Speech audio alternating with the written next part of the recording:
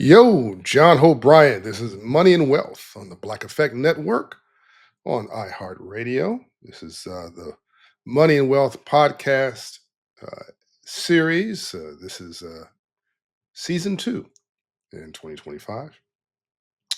And today's episode is quite special. It is the answer to DEI. It's Beyonce, actually. Yeah, you heard it right. I'm going to say it again. The answer to DE&I, diversity, equity, and inclusion, in the debate raging today, what is the answer? It's Beyonce, actually. What do I mean by that?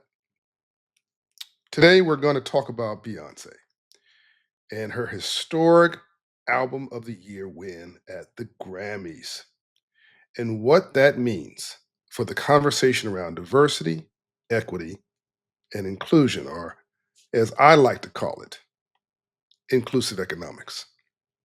A phrase that I began to coin with my brother Charlemagne, by God, who has this enormously popular morning show, The Breakfast Club, where I first broke my philosophy around what I thought DE and I really meant, which was really um, research and development for new markets. Is where you cultivate the future.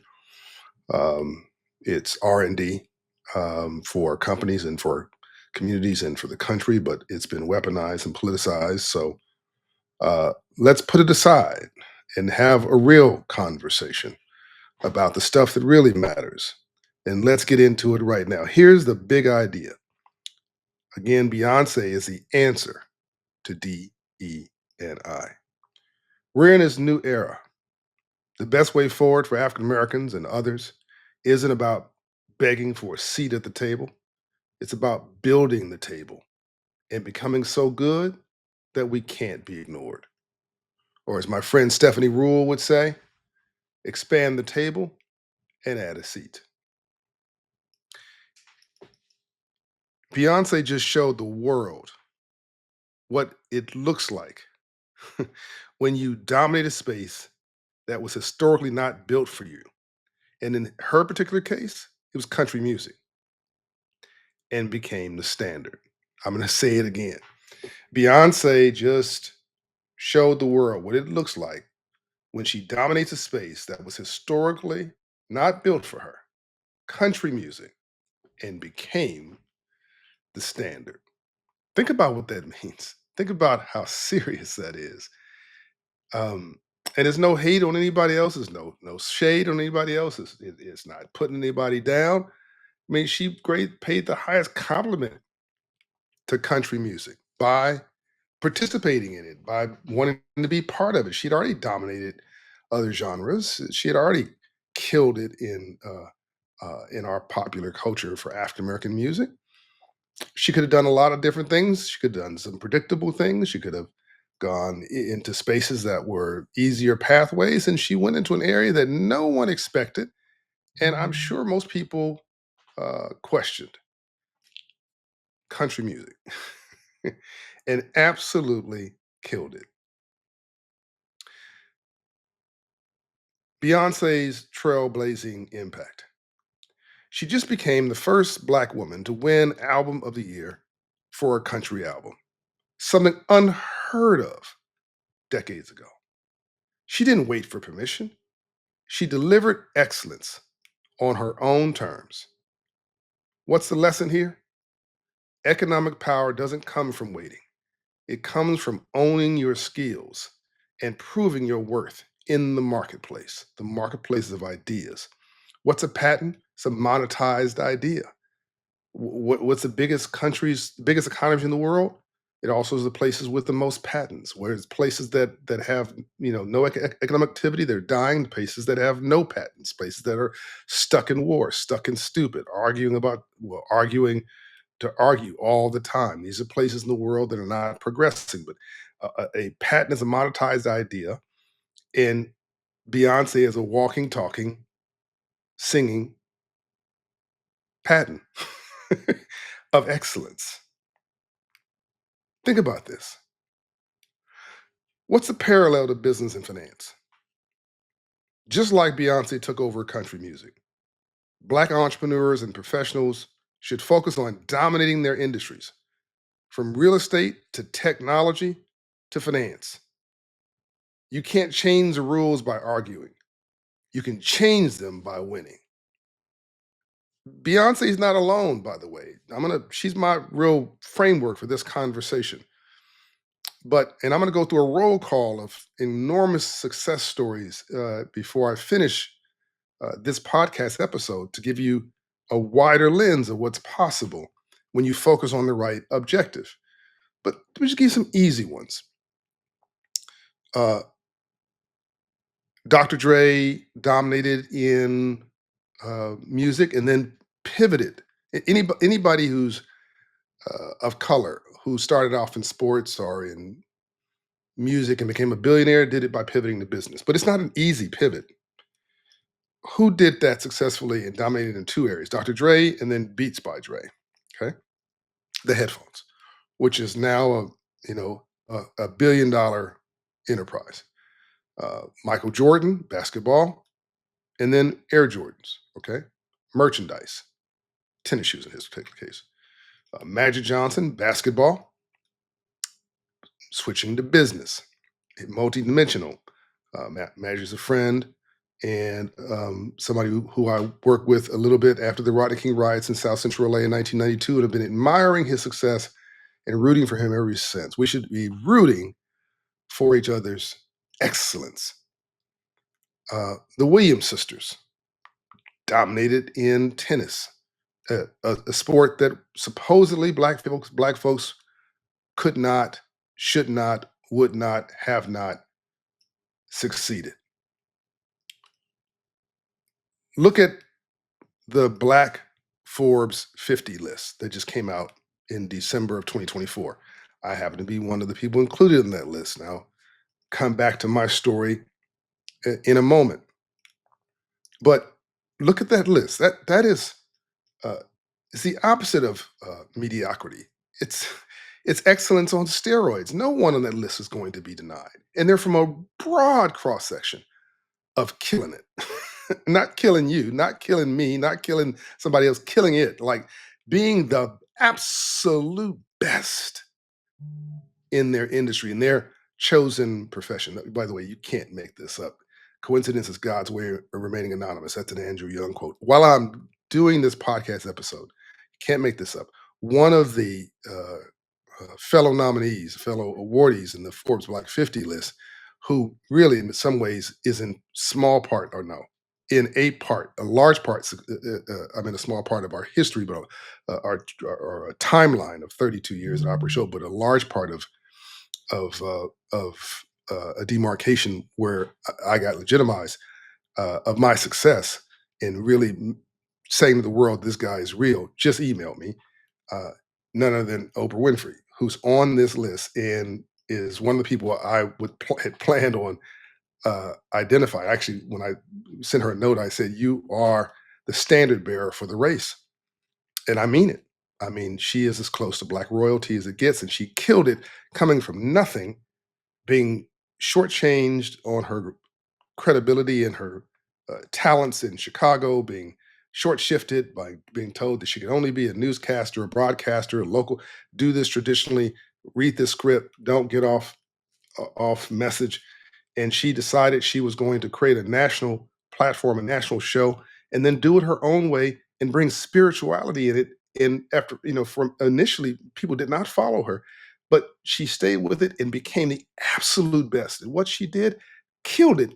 Oprah's not black, she's global. Right? Who happens to be proud of the fact that she's black, right? She doesn't run away from it, but she doesn't hide underneath it, and she's not trying to get a discount because of it. She stands on this mantle of excellence and says, "You can do it too." And she gave me the Oprah Winfrey Use Your Life Award, which during the Oprah Winfrey Show, um, when she did these awards, and I had my mother and father on the show. It was a moment I absolutely treasure. And she said to the world, "John Bryan is somebody." and the rest was up to me. I believe in the James Brown version of affirmative action. Open the door, I'll get it myself. And thanks to her and others, I have been getting at it. But no one gets it there by yourself, right? But no one owes you anything either. When you get that shot, you take it and you own the field. You own the field. And you make people who are rooting for you proud that they backed you.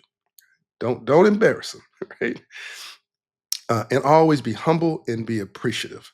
Uh, Quincy Jones, another mentor of mine, another iconic uh, doer who's now doing it in heaven, um, once lifted Oprah Winfrey up, and and then of course he was so proud of Oprah that he put the Oprah Suite in his home that I've stayed at before. God rest Quincy's soul. So Quincy helped Oprah. I think it was Color Purple. uh, Oprah helped me and a range of others to come up. Who are you going to help?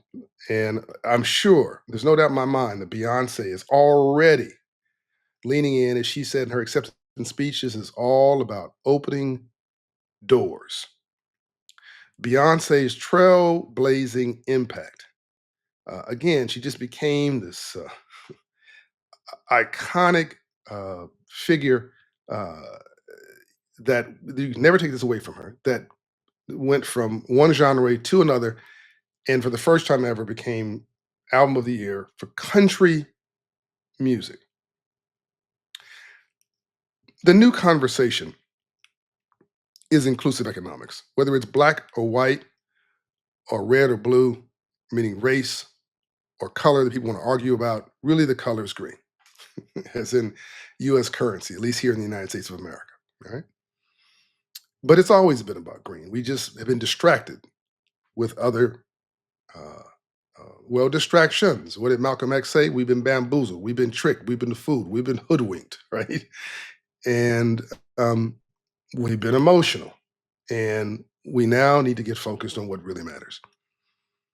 And when you get emotional, it's easy to be deceived, to be disillusioned, to be dismissed. Um, DE&I has been weaponized, um, I think, for political purposes, but it doesn't matter. It's been weaponized.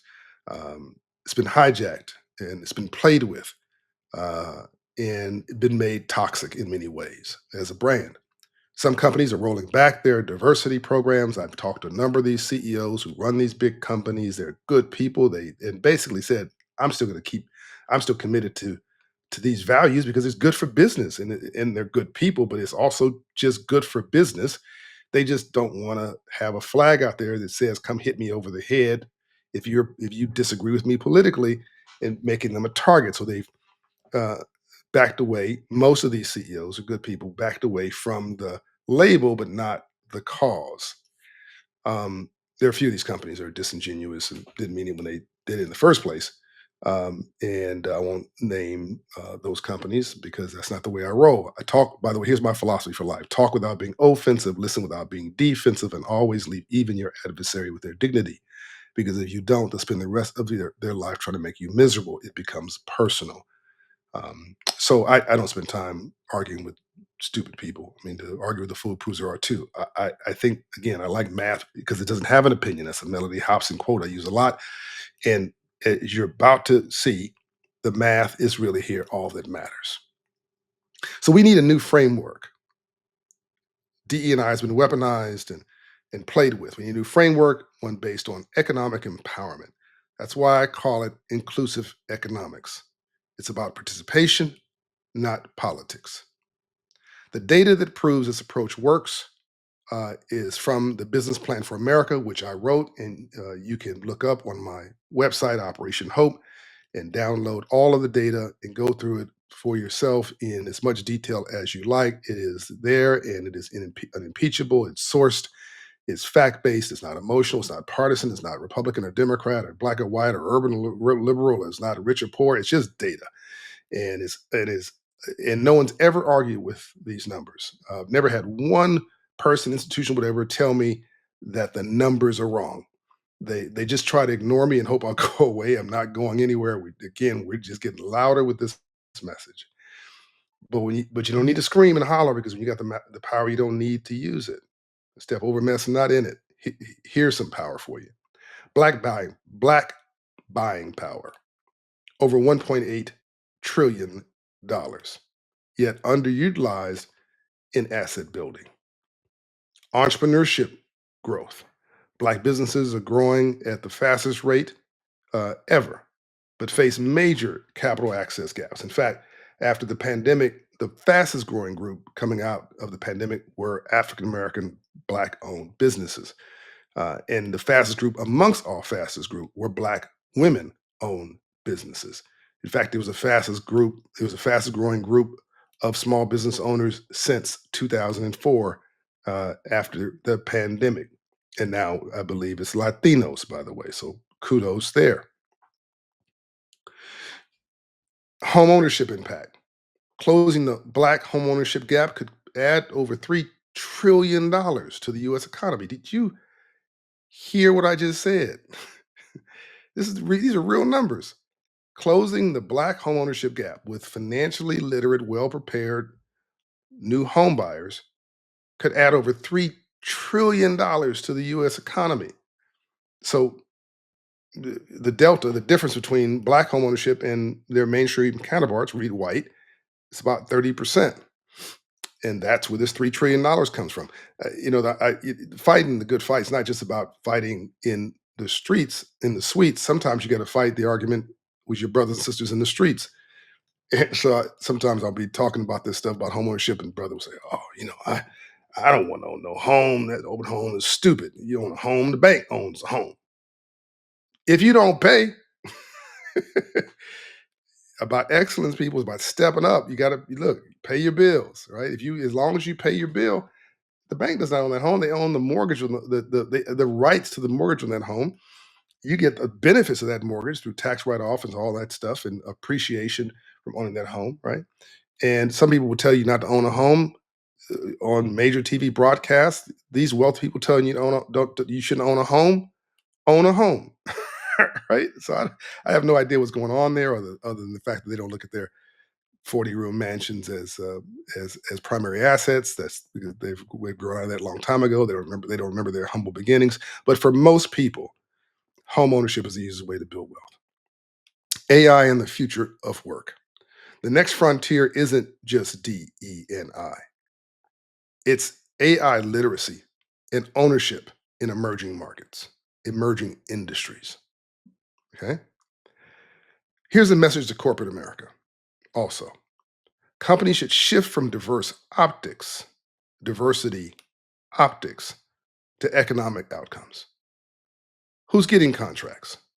My brother Roland Martin and I have this conversation often about, in his case, advertising contracts. He just wants a reasonable piece of the pie for the market of the African American consumer. Again, 1.6, 1.7, $1.8 trillion consumer spending force. We'd be one of the largest nations in the world if we were a country.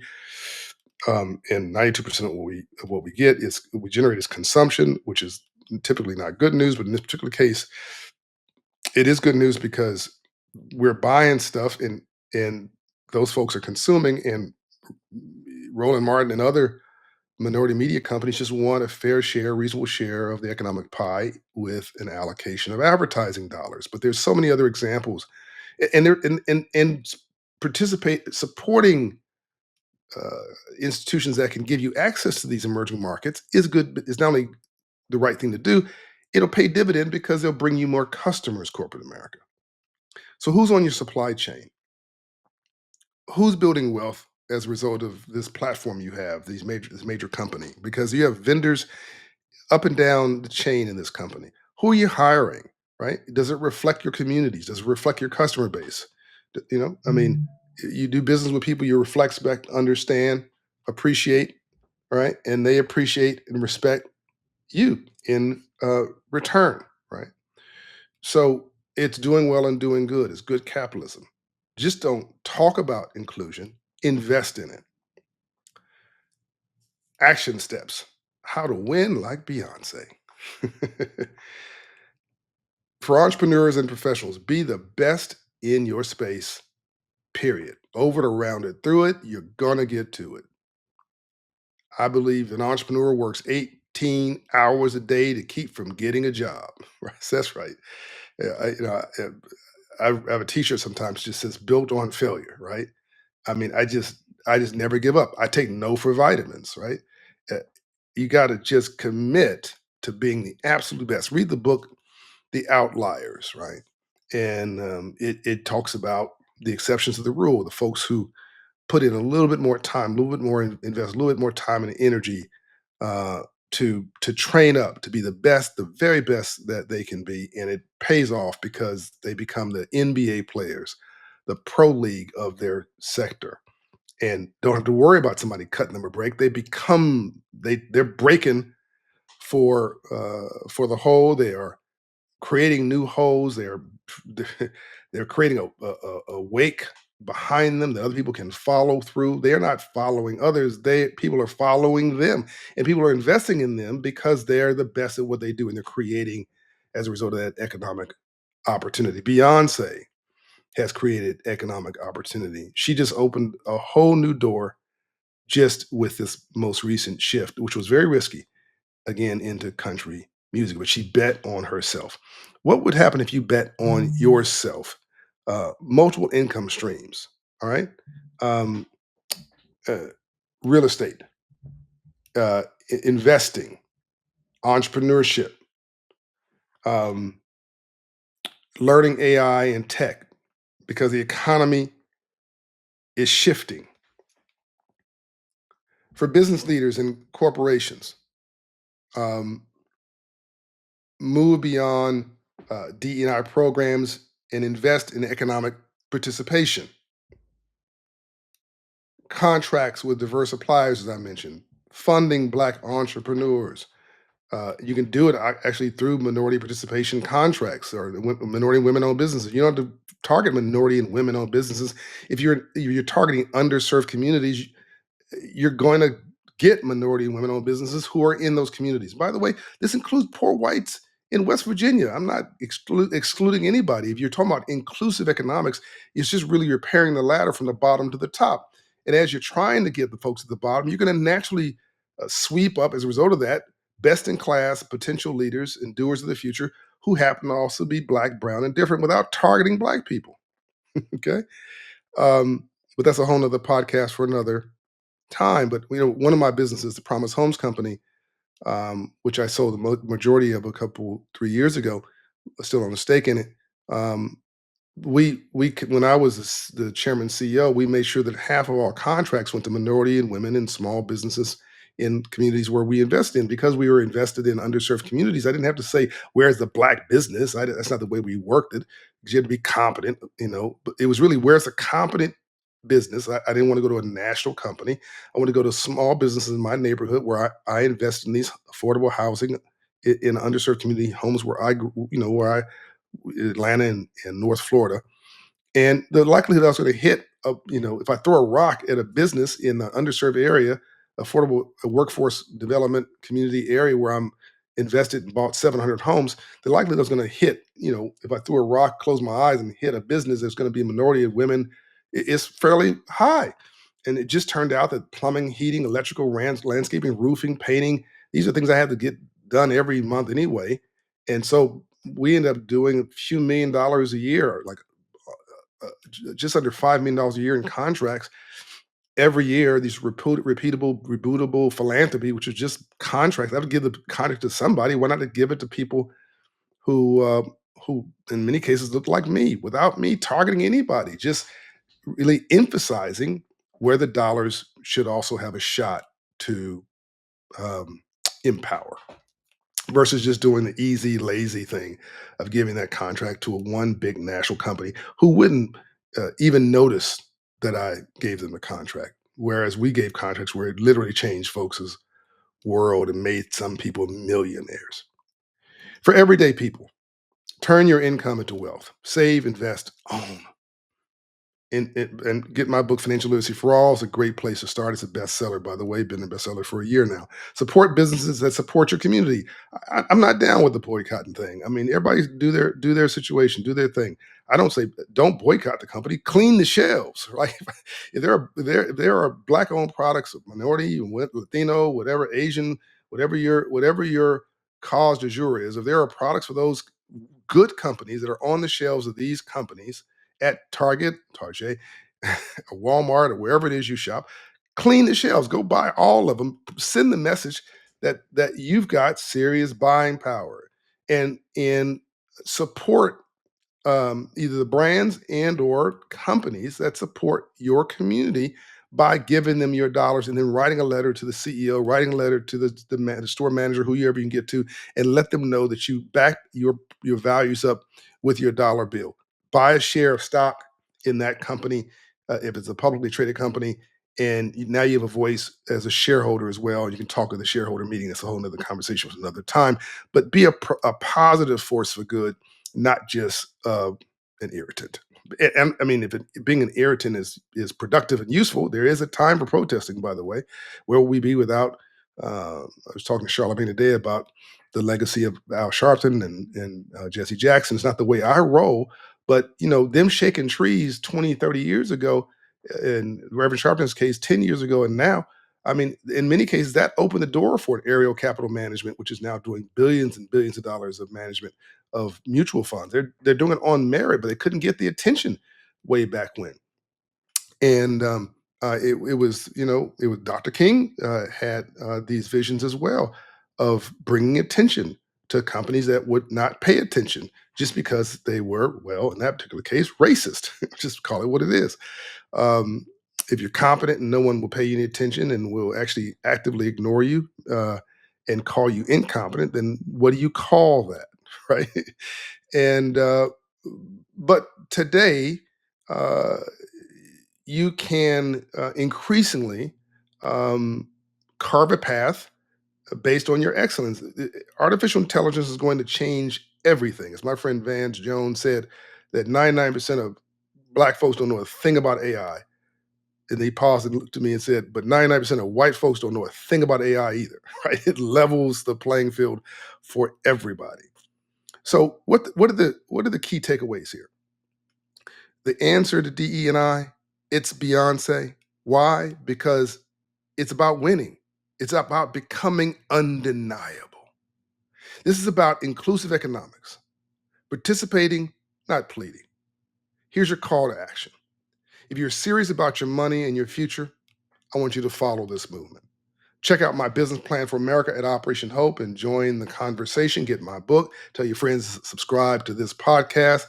And like Beyonce said, you won't break my soul. Keep winning, keep building, and let's create real economic future. Now, let's give you some stats, facts, and details that are an inspiration, and make sure that you and sends a message that you're undeniable, right? Black economic power and financial gaps, right? Black economic power, 2023 number is 1.8, estimated to be $1.8 trillion. It's greater than the GDP, gross domestic product, the income of a nation, of Mexico or Canada. Did you hear what I just said? All right, black economic power, the buying power of black folks, a group of people that people continue to dismiss, is greater than the GDP of Mexico or Canada. All right, the wealth gap, the median black household wealth is $24,100, is nearly 8 times lower than the white household wealth of 188,200. That's the Federal Reserve 2023 data. That's a problem and it's an opportunity. Business ownership. Black owned businesses are growing at an incredibly fast rate. Again, one of the fastest rates in the country. In fact, in 2023, it was the fastest rate in the country, plus 38% since 2022 alone. Yet they receive less than 2% of all venture capital funding, right? You can't tell me they're not, future apples and future, big businesses and of all sectors and industries inside of these, group of black businesses. There's, about 3.1 ish million black businesses in America. I think I've got that number right. I mean, Operation Hope alone has helped to inspire 450,000 businesses since the pandemic, and I can tell you there's a whole bunch of sheroes and heroes in that list that they're not black businesses; they're great businesses that happen to be black, and they're killing it. Um, We don't need to ask for a seat at the table. We need to own the building. Let's try that for a change. Home ownership and generational wealth. Black home ownership rate is 45%, give or take between 41, 42, 43, 44%. Fluctuates versus white home ownership rates are pretty stable at 75%. That's the Urban Institute 2023 as a source. Why white folks owning homes? Because it works, right? Homeownership values have not gone down since the beginning of time. There's been recessions, they recede, right? Recession, recede, but then they correct above the line every time, right? They're not growing any more land. Buy yourself a home. And I'm a landlord, so I should want to encourage you to do nothing but rent. But I want you to rent to own. Rent from me and then prepare to own. I won't run out of people who want to rent, but I want to empower you to go up that economic ladder just like I did. Closing the black homeownership gap could generate, listen now, $3 trillion in economic growth. 3 trillion. That's a McKinsey and Company statistic. Renters are 10 times likely uh, to build, um, well, how do I say this? They're less likely than homeowners to be wealth creators. So they're 10 times less likely to build intergenerational wealth than a homeowner. I hope that made some sense. So it's not just that you're renting, is that your mindset is different when you're a homeowner. You're 10 times less likely to build intergenerational wealth if you're a renter than if you're a homeowner. The next civil rights movement just might be financial literacy, and ownership of homes, businesses, and assets. AI and automation of the future. 85% of jobs in 2023 will require AI, digital, or tech skills. That's right. 85% of jobs in 2035 will require AI, artificial intelligence, digital or tech skills. Think about Pookie and them and what skills that our cousins have, right?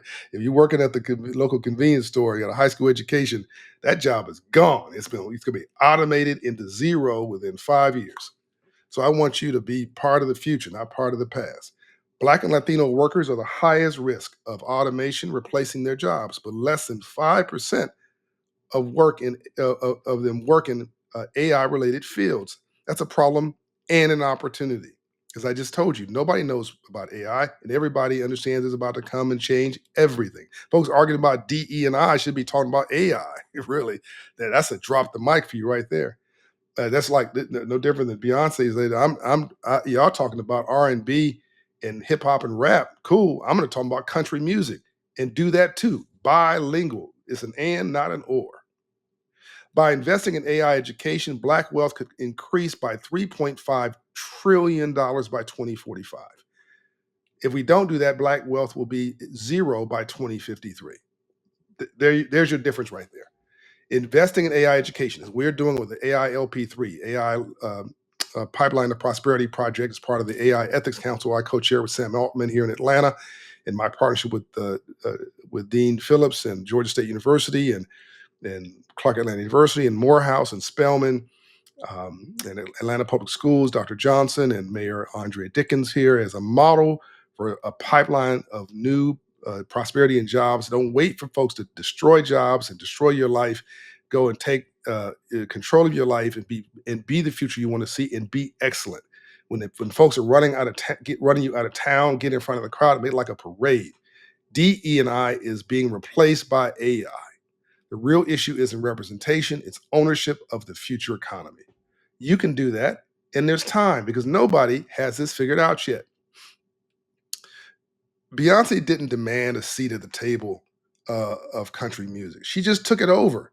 That's the mindset we need. She's not diverse, she's undeniable. And that's how we win. Don't wait for permission to be great. Just do it. This isn't about handouts. It's about leveling the economic playing field with real participation. We don't need more DE&I panels. We need Black businesses with billion-dollar valuations and asset panels. When Black and Brown communities build wealth, America wins. I've often joked, but I'm sort of serious. If Black folks succeed economically, even the racist wins because all economic boats rise.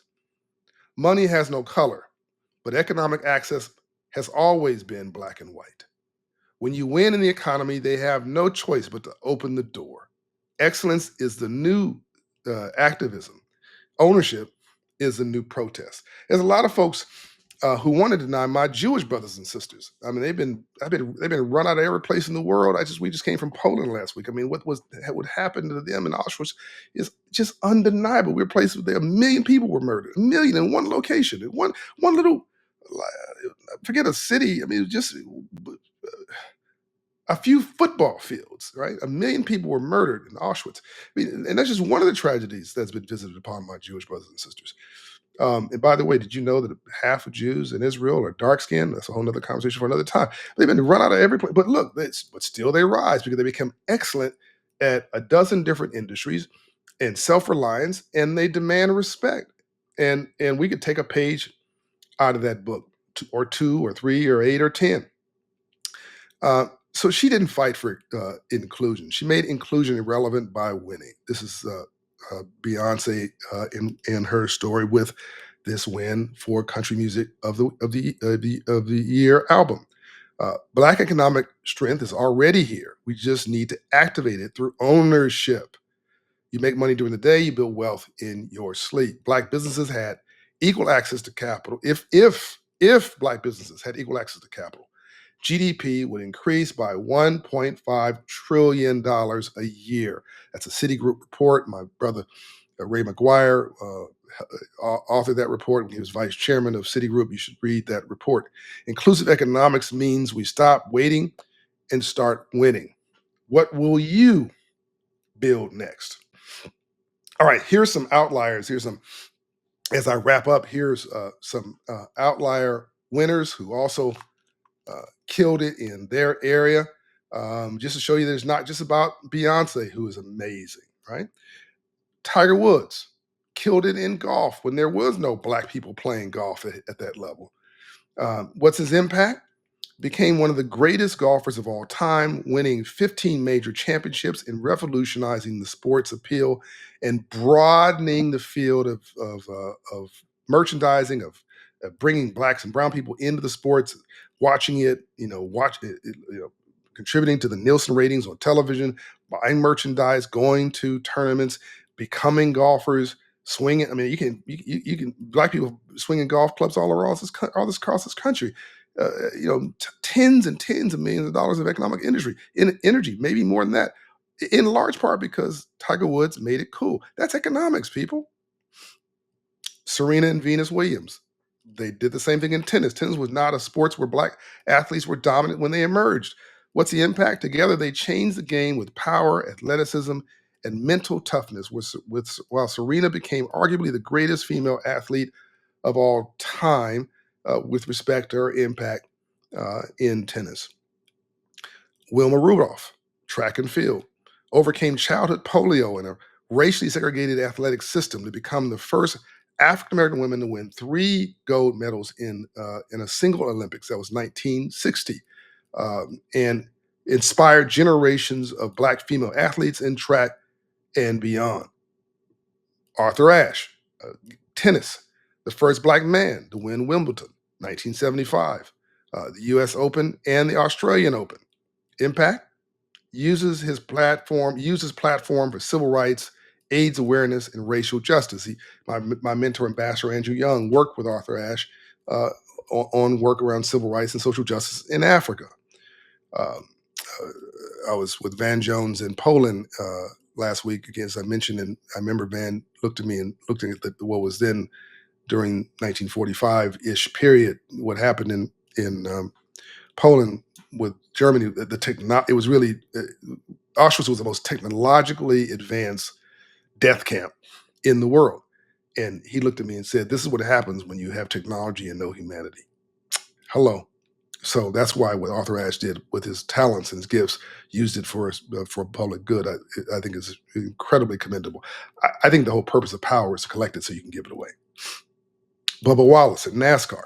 NASCAR has been historically a white, Southern dominated sport with very few black drivers. By the way, the president of NASCAR, Steve Phelps, a good friend, is on my board of directors at Operation Hope. What's the impact? The only black driver currently racing full time in NASCAR's Cup Series and an outspoken advocate against racism in the sport.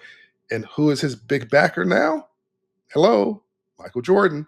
Can't make this up. Debbie Thomas. Uh, Debbie with an I, by the way, D.E.I. One should know these figures are. She was a figure skating phenom, the first black figure skater to win the U.S. national title in 1986, an Olympic medal in 1988. Impact broke barriers in a sport with few African American athletes at the time. George Foreman, boxing and business success post sports. Came from an underprivileged background, became an Olympic gold medalist and a two-time heavyweight champion. Reinvented himself with a George Foreman grill, making more money in business than boxing. By the way, I should throw in my brother Reggie Jackson, who Mr. October did this incredible stuff in baseball, broke all these records, and then went on to business. And he's still in business this day. And also, whenever I talk to him, he's all about giving back. In fact, he tracked me down on Twitter. That's how we became friends because he was talking about he was looking at my work in financial literacy and wanted to find a way to partner. Now we bug each other all the time trying to figure out how we can help our community be better. Here's some business legends for you, right? Who won against the odds and created their own affirmative action, their own affirming action. They were their own mechanisms of inclusion. Reginald Lewis in finance, one of my heroes, one of the first black billionaires in America. Well, he created a billion-dollar company, first black billion-dollar company, which was he acquired Beatrice International, backed by my friend Michael Milken, by the way, for 985 million in the 1980s. You might as well call that, I don't know, $20 billion today. It's a lot of, $1 billion in 1980 was unheard of for a black man to secure financing to buy a global company, by the way. Beatrice worked in 40 different states, 40 different countries. Proved that black entrepreneurs could operate at the highest level of Wall Street in global business, going from Main Street to Wall Street in one lifetime, uh, really killing it from the neck up using his brain. Lawyer, Harvard educated, just killed it and proved that a black man could produce some green internationally. Ursula Burns became the CEO of Xerox in 2009, the first black woman to lead a Fortune 500 company, paved the way for more black women in executive leadership, which we're about to hear about in a second. But she got a lot of arrows when she went in there, and no one gave her a thing. When I went in every business I've been in, I've seen nothing but headwinds. When I built Operation Hope, when I built Promise Homes Company, Bryant Group Ventures, all these things I've done, uh, people just laughed at me when I went into the federal bank regulators and said I want to put a nonprofit inside of a bank branch. People literally laughed at me. Now we're the only nonprofit ever allowed to operate inside of a bank branch in U.S. history with our Hope Inside model, 1,500 locations across the country, empowering you to get your credit score up, your debt down, your savings up, and turning you into a customer. I'm not going to them saying you're a black person. I'm saying you're a good customer who pay your loan back. And here's all the data. And they give you the loan. And it just happen to be you're also black or brown. Hello, isn't that a win for everybody? All right, here's another couple winners for you. Just a new friend of mine, Robert F. Smith. Uh, just met him, spent some time with him in Poland last week. Founder of Vista Equity Partners, one of the most successful private equity firms in tech in the world. Became one of the richest black men in America and famously paid off the student loan debt at Morehouse College for an entire graduating class. Multi-billionaire today, a philanthropist and a good man. Um, Kathy Hughes in media, founded Radio One, now Urban One, first black woman to lead a publicly traded media company, created one of the most influential black owned media companies in the country. Ava DuVernay from Film and Entertainment, first black woman to direct a film nominated for Best Picture at the Oscars, which is the film Selma in 2014. What's the impact? Broke barriers in Hollywood, creating platforms for black voices in film. Not just black films, all films. Of course, you got to give Tyler Perry an honorable mention here. Has I think the first black-owned major movie studio, Tyler Perry Studios. It's not no homeboy shopping network here. This is a major studio, major here in Atlanta. It's like going to Disneyland. I mean, you come to Atlanta, you want to tour Coca-Cola and Civil Rights Museum and King Center, National Center for Civil and Human Rights. Go do all of that, and then go by Tyler Perry Studios and have your mind blown. Uh, Dr. Patricia Bath in medicine invented the laser cataract surgery, becoming the first Black woman to receive a medical patent. You hearing me here? This is unbelievable. Revolutionized eye surgery and access to vision care. Rosalind Brewer, who lives here in Atlanta, who I know, CEO of Walgreens and previously Starbucks COO, the only Black woman to have led two Fortune 500 companies, broke corporate glass ceilings in retail and healthcare. And if you don't think that she was inspired and led and had help from Ursula Burns and what she did, you would be mistaken. And there was a white man that helped her out too. His name was Doug McMillan, the CEO of Walmart, who made her CEO of a major division at Walmart before she went on to do her stuff independently and become the star on the global stage. Um, and so goodness can come from everywhere and often does in both sports and business. These individuals excelled in fields where their success was not expected. In fact, in many ways, it was an attempt to deny them. First, people will ignore you, then they will criticize you, and then if you keep moving, keep trying, you win. Uh, but their success was not expected. But proving that talent, resilience, and vision can overcome historical barriers. What can you do?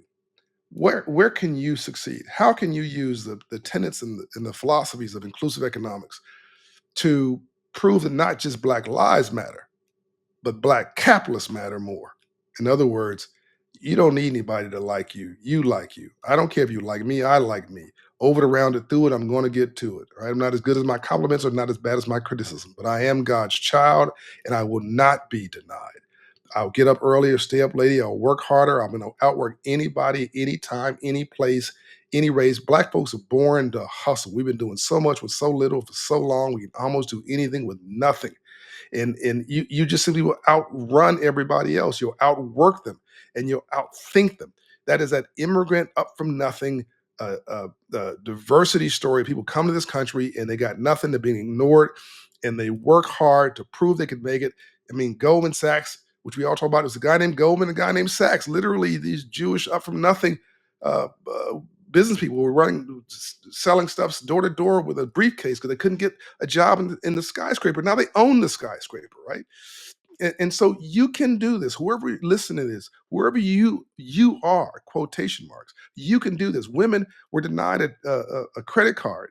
Couldn't get a credit card in 1972. Couldn't get a loan without her husband co-signing it in 1972, not 1872, 1972. A white woman, all women, right? And because of affirmative action, which was designed for Black people and denied us after it was designed for us, after Kennedy started it and President Johnson advanced it, and actually Nixon came in and he codified it as well. But the courts said, and tried to stamp out the support that was giving to Blacks. It sound like a familiar environment, by the way. Just too much, I guess, progress too soon or too fast or whatever. And then there was pushback, like there's pushback now. But white women actually got the benefit of that, and and then white women then led to Black women and Latino women and Indian women and other, and then all Asian women, all women getting into the benefit from what was called affirmative action. And what's the benefit today of the country making the right decision? A third of the U.S. economy are women. Hello, about 7, 8 trillion dollars, almost $10 trillion, and a $27 trillion, almost $30 trillion economy. Without women, we'd be an also ran nation. We'd be a third world country. And once again today, diversity has to win. Otherwise, we'll be speaking Mandarin in 10 or 20 years, meaning Chinese. China's at war with us. They want to be us. And the only way they're not going to be us is if we all stick together and row this boat into the same direction of progress and realize that we are all in this thing together. Everybody wants to be an American except Americans. Thank you, Beyonce, for inspiring us to realize we're all God's children. And racism is actually scientifically, intellectually, and spiritually stupid. We love her music. It brings us together. Let this message be a lighthouse for your future, too. This is John O'Brien. I'm out. This is Money and Wealth. Tell your friends to follow the series.